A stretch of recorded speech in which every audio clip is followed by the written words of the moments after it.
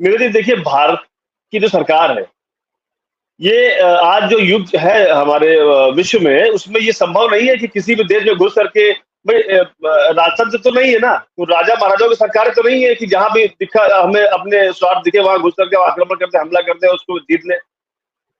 राष्ट्रीय पॉलिसी होती है, इंटरनेशनल रिलेशंस होते हैं, फॉरेन पॉलिसी होती है, अंतर्राष्ट्रीय संबंध होते हैं, तमाम सारी चीजें होती है जिसके मद्देनजर राष्ट्र अपनी पॉलिसी बनाते हैं और अपना काम करते हैं। तो बांग्लादेश में कोई उठापटक हो रही है, उथल पथल हो रही है, तो उस पर सरकार अपने स्तर से, राजनयिक स्तर पे, कूटनीतिक स्तर पे कार्रवाई कर रही है, बातें कर रही है। उनके वहां जो हमारे काउंटर पार्ट्स हैं, उनसे संबंध स्थापित किया जा रहा है, संवाद स्थापित किया जा रहा है और उसके हिसाब से काम किया जा रहा है। अब विपक्ष अगर ये कहे कि मोदी जी जाके घुस क्यों नहीं रहे बांग्लादेश के अंदर, वहां तलवार लेके जुटे क्यों नहीं जा रहे, बांग्लादेशियों को काट क्यों नहीं रहे, तो ये तो मूर्खतापूर्ण कथन है, ये डिमांड मूर्खतापूर्ण की है। उनको जो वो कर रहे हैं, उनको अपने आईने में अपना चेहरा देखना चाहिए, चाहे कांग्रेस पार्टी हो चाहे केजरीवाल की पार्टी। इनके भगवंत मान क्या कहते हैं कि देश में बांग्लादेश बन जाएगा। सुनीता केजरीवाल हरियाणा में जब चुनाव की रैली करती है तो वहां क्या कहती है, यहाँ भी मोदी के साथ वही होगा जो बांग्लादेश में हो रहा है। तो ये कांग्रेस के नेता क्या कहते हैं कि जो बांग्लादेश में हुआ उसको हम यहाँ भी अप्लाई कर सकते हैं। तो ये सब चीजें जो विखंडनकारी, ये इन लोगों की रणनीति है। देखिए, बांग्लादेश में हुआ क्या है, बांग्लादेश में वहां की सरकार के प्रति आक्रोश जनता का नहीं है, वहां की सरकार के प्रति जो आक्रोश था वो बेसिकली सरकार के प्रति नहीं था, वो उस राष्ट्र के प्रति था जो राष्ट्र आज तरक्की के रास्ते पे आगे बढ़ रहा था। वो उस राष्ट्र के प्रति था, उस राष्ट्र की नीतियों के प्रति था जो राज्य 8.5-9% की जीडीपी से भारत से भी आगे निकल गया था। और इंडियन सब कॉन्टिनेंट में यहाँ जो 9-10-11 देश हैं उस सब में सबसे आगे चल रहा था। ये उसके खिलाफ आंदोलन है और ये आंदोलन जो लीड कर रहे हैं वो लोग हैं जो बांग्लादेश को स्वायत्त राष्ट्र नहीं देखना चाहते। ये वो लोग हैं जो पाकिस्तान से, चाइना से, अमेरिका से प्रेरित हैं, उनके इशारे पे काम कर रहे हैं। देखिए, इंडियन सब कॉन्टिनेंट में बांग्लादेश एक ऐसा देश है जो भारत के साथ में, जिसके 5-6 प्रदेशों से जिसकी सीमाएं जुड़ी हुई है, और भारत को डिस्टेबलाइज करना है अगर, तो पाकिस्तान को उधर अपना काम कर ही रहा है। भारत को अगर बड़े तौर पर डिस्टेबलाइज करना है, और भारत में जहां ये ऐसी जनसंख्या है जो भारतीय सरकार के खिलाफ उसका माइंडसेट है, जैसे पश्चिम बंगाल में ममता बनर्जी की सरकार है, उसका माइंडसेट आप देखते हैं क्लैश ट्रेन से रहता है। तो जहां पे इनके सरकार है उसके पास का विरोध तैयार करना, ये बांग्लादेश के अंदर की रणनीति है। जो इस्लामिक, जो फंडामेंटलिस्ट है, ये उनका तरीका है और उनका विजन है। देखिए, शेख हसीना जो स्टेटमेंट दिया है कि अमेरिका के साथ संबंध क्यों बिगड़े, अमेरिका शेख हसीना से चाहता था जो इनका सदर्न पॉइंट पे इनका जो आइलैंड है सेंट मार्टिन, हालांकि बहुत छोटा है, 4-5 किलोमीटर का इसका वो है, वो चाहता था। अमेरिका को इन्होंने नहीं दिया लीज पे। अमेरिका वहां पर चाहता था कि वो अपनी प्रेजेंस वहां पे बनाए, अपना मिलिट्री बेस वहां पे बनाए, ताकि वो भारत को चेक कर सके और वहां से चीन को भी चेक कर सके। दूसरी तरफ चीन जो इनका सोना दिया पोर्ट था, उसको चीन मांग रहा था, उसको चीन को इन्होंने नहीं दिया, तो उधर से चीन का विरोध इन्होंने झेला। चीन भी इसलिए चाह रहा था कि वो अपनी प्रेजेंस यहाँ पर बना करके जो अपना उनका व्यापार है उस पे अमेरिका का दखल खत्म करके अपना स्वायत्त हो सके और भारत को चेक कर सके, इसलिए चीन चाह रहा था। जब इनके दोनों के काम नहीं हुए, तो इन्होंने ये सोचा कि ऐसा क्या किया जाए कि हम उस देश पे ही ऐसा डालें, ऐसा कब्जा करें कि भारत को हम कंट्रोल कर सके। उस नाते ये सब हुआ है। अब आप ये देखिए कि जो भारत की सरकार है वो क्या कर रही है। भारत की सरकार इस पे पूरा नजर बनाए हुए है। वहां की जो हमारी एम्बेसी है उसको पूरे निर्देश दे दिए गए हैं कि वहां पे जो अल्पसंख्यक हिंदू हैं, उन खाली हिंदू नहीं, वहां पे जो भी अल्पसंख्यक है, चाहे बौद्ध है, चाहे जैन है, चाहे सिख है, चाहे क्रिश्चियंस है, उन सबको शेल्टर दिया जाए, उन सबकी भरसक जो हर संभव मदद हो सके वो करी जाए। माननीय गृह मंत्री अमित शाह जी के नेतृत्व में, उनके निर्देशन पे एडीजी ईस्टर्न कमांड बीएसएफ, उनके नेतृत्व में, उनके चेयरमैनशिप में कमेटी बनाई गई है जो वहां के मिलिट्री और वहां की आर्मी से कांटेक्ट में है और वहां उनको बता रही है कि हमारे जो माइनॉरिटी की कम्युनिटी के लोग हैं, हिंदू लोग हैं, उनके ऊपर हमले नहीं होने चाहिए। और ये भारत अपना कूटनीतिक तौर पर काम करेगा ना, भारत अपनी संज्ञा लेके तो नहीं घुस जाएगा। और अगर बांग्लादेश के फंडामेंटलिस्ट, बांग्लादेश की जो वर्तमान जो समय वो है केयर टेकर गवर्नमेंट है यूनुस के उसमें, अगर उनको इतना ही चिंतित है तो स्टेटमेंट वो क्यों दे रहे हैं? उनको तो आर्मी को कहना चाहिए कि शूट साइड करो, जहां हिंदुओं पे हमला हो रहा है वहां पर जाके गोली मारो, चाहे हिंदू। चलिए ठीक है, इसका हम लेते हैं जवाब, बिल्कुल बिल्कुल, इसका हम जवाब लेते हैं, तो इसका जवाब लेते हैं। इसका मतलब ये है कि वहां की जो गवर्नमेंट है वो विदेशी ताकतों के कंट्रोल में है, और जब कोई भी गवर्नमेंट किसी देश की प्रॉक्सी गवर्नमेंट होती है, दूसरे देशों के कंट्रोल में होती है, तो उस पर तौर पर हमें काम करना होता है। हम वही काम कर रहे हैं, हमारी मिलिट्री काम कर रही है, हमारी बीएसएफ काम कर रही है, राजनीतिक स्तर पे हमारे एस जयशंकर विदेश मंत्री काम कर रहे हैं, गृह मंत्री जी काम कर रहे हैं, सारा काम हो रहा है। और अभी तक इनके इतने दिन हो गए, अभी तक हिंदुओं के लिए इनके द्वारा कोई भी क्यों नहीं किया जा रहा है, कुछ भी एयरलिफ्टिंग क्यों नहीं हो रही है? वहां आपके राजदूत बैठे हैं, वो क्या कर रहे हैं? कैसे इतना भीभत्स मामले हो जा रहे हैं कि चप्पलें मारी जा रही है मुंह पे, हिंदू को एडिट करवा देंगे। अरे कुछ सोच के बोला करिए, कोई 100-200 लोग नहीं है वहां पे। वहाँ जो जिंदगी भर नहीं, आप क्या कुतर करते रीना जी, आप एयरलिफ्ट करवा रहे हिंदुओं को, 150 हिंदू है, आपको अंदाजा क्या होता है, मतलब क्या होता है? आप सफाई 200-400 लोग नहीं है वहाँ पे, 4 हवाई जहाज भेज दिया, एयरलिफ्ट करवा दिया हमने। सफाई देने को नहीं मना नहीं कर रहा, आप क्या बोलते रहती है भाई? आप कह रहे चीन में क्यों लगते हैं, मिलना चाहते हैं क्या? फिर फॉरेन पॉलिसी देश की होती कि नहीं होती है कि बस खाली दिल्ली में सरकार चला रही है क्या? जहाँ भी कभी सरकार का बना लिया, बिल्कुल हवा में उड़ रहा है, समझ में नहीं आ रहा क्या करना, देश कैसे चलता है? अमेरिका से नहीं मिलेंगे, चीन से नहीं मिलेंगे, ब्राजील से नहीं मिलेंगे, मालदीव से नहीं मिलेंगे, पाकिस्तान से नहीं मिलेंगे, नेपाल से नहीं मिलेंगे। करते हैं जब भी कोई विदेश नीति होती है उसके तरीके से होता है, उसके तरीके चलते हैं राज करते हैं। अभी देखिए जो देश हमारा विरोधी वहाँ मिलना बंद कर दे, वहाँ से कोई पॉलिसी। रजन भाई पूरा सुन लीजिए, रजन भाई पूरा सुन लीजिए। अरे 4 रजन भाई पूरा, अरे क्या सुन लीजिए भाई, अब आप आपके पास में आ रहा हूँ, आपके पास में आ रहा हूँ, पूरा सुन लीजिए। रीना जी रुकिए, रीना जी रुकिए, देखिए प्रभावित लोग हैं, देखिए देश को तोड़ने की देखिए बिल्कुल सुन लीजिए, देख लीजिए। रीना जी रुकिए, रीना जी थोड़ा शांत रहिए आप, रीना जी थोड़ा शांत रहिए, रीना जी रीना जी थोड़ा शांत रहिए, रीना जी रुकिए, रीना जी रुकिए, रीना जी जनता परेशान है, उस राज्य की जनता परेशान है, रुकिए, इनकी नीयत। मैं पूछ रहा हूँ, मैं भी जवाब ले रहा हूँ, अभी मैं जवाब ले रहा हूँ, अभी जवाब में ले रहा हूँ। इनके नेता वहाँ की जनता के साथ अत्याचार हो रहा है, नहीं बोलेंगे। इनके नेता ये बोलेंगे कि मोदी को भागना पड़ेगा। इनके नेता मैं इस पर जवाब ले रहा हूँ, रीना जी उसके में जवाब ले रहा हूँ। स्विमिंग पूल है कि नहीं है?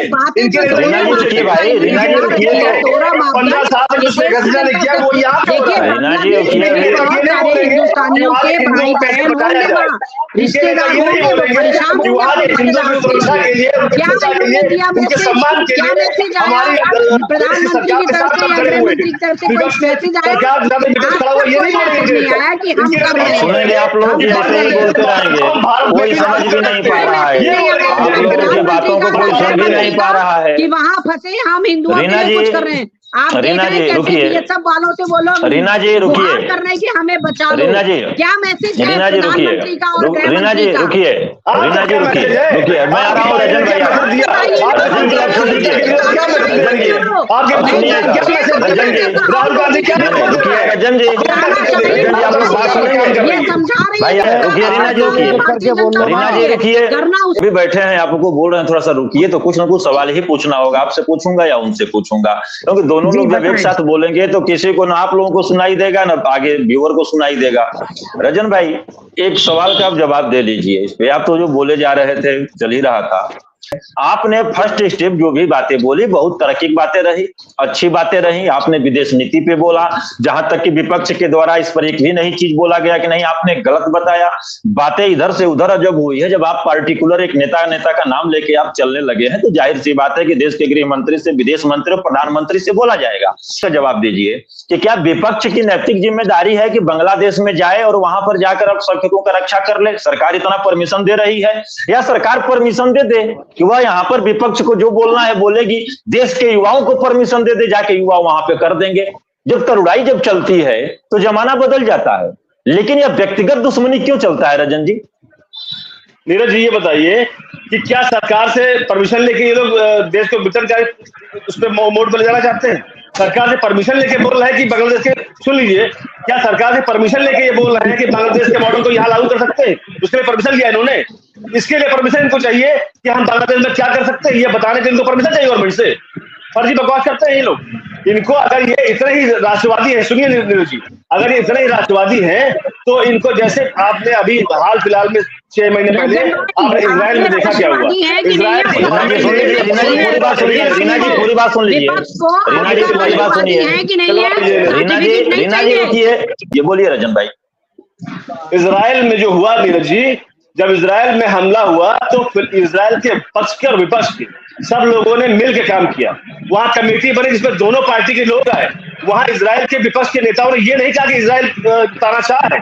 सुन लीजिए, वहां नेतन्याहू के लिए किसी ने ये नहीं कहा कि इन्होंने तानाशाही करी 10 साल से 5 साल से। लेकिन जब विश्व ने रजन भाई और जो संकट खड़ा हुआ है, उस संकट की छाया भारत के ऊपर पड़ रही है। विपक्ष सुन लीजिए, विपक्ष ये कह रहा है,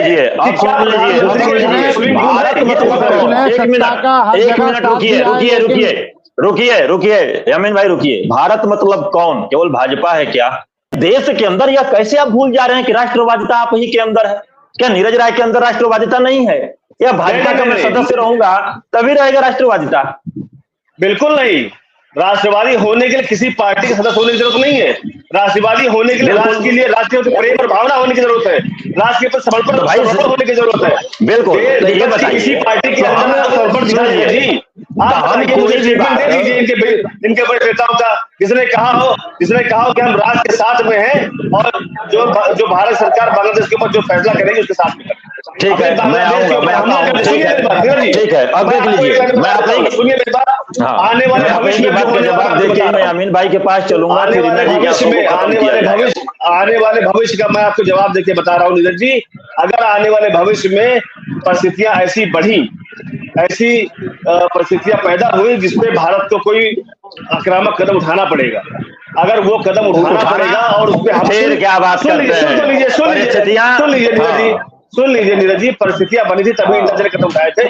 वो पहले दिन हमला नहीं कर दिए। सुन लीजिए, अगर भारत अभी हमला कर दे उसके ऊपर, तो यही जो बैठ के यहाँ पे पंचायत कर रहे हैं देश में, ये कहेंगे भारत तो तानाशाही का आदा हो गया है, भारत वहां जो है मुसलमानों के ऊपर हमला करने पहुंच गया है। यही चैनल मैं आपके साथ इसी चैनल पर डिबेट करूंगा उस मुद्दे पर। जब भारत वहां पे हमला बिल्कुल आपने उल्लंघन हो रहा है, तो बिल्कुल आपने सही कहा, वहां मुसलमान भाइयों के साथ बिल्कुल आपने सही कहा। देख लीजिए, थोड़ी होता है, राष्ट्रवाद नहीं होता। अगर इतने राष्ट्रवादी हैं विपक्ष के लोग, इतने माइनॉरिटी के प्रेमी है, इतने हिंदुओं के प्रेमी हैं, 71 में जब बंटवारा हुआ ईस्ट पाकिस्तान और वेस्ट पाकिस्तान का, उस समय वहां की आबादी 23% थी माइनॉरिटीज की, हिंदुओं की। इतने सालों में कांग्रेस की सरकार रही, आबादी 8% पे कैसे पहुंचे? किसी ने पूछा? कांग्रेस के प्रधानमंत्री ने बांग्लादेश से जवाब मांगा कि वो 22% फिर वही है। चलिए, हम पूछ रहे हैं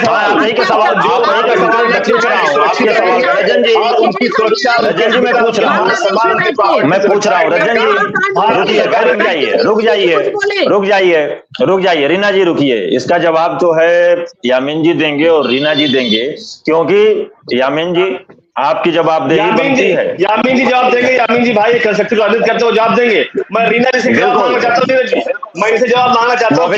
ठीक है यामीन जी, ठीक है। ये बताएं वो तरीका जिससे कि 1.5 करोड़ हिंदुओं को वहां से पूछिए इससे कितनी के पास है। यामीन जी आपको बताना पड़ेगा। रुकिए भाई, रीना जी रुकिए, थोड़ा सा रुकिए, समय का भी देख लीजिए, रुकिए। मैं एक छोटा सा सवाल पूछना चाहता हूँ। देश की आजादी के वक्त मुस्लिमों की आबादी जो थी 38% थी, आज 23% कैसे रह गई? कैसे 15% घट गई? तो ये मैं नहीं इस मुद्दे में पढ़ना चाहता। मैं तो एक बात कहना चाहता हूँ। कहाँ पे यामीन भाई, कहाँ पे, किस तथ्य की बात कर रहे हैं?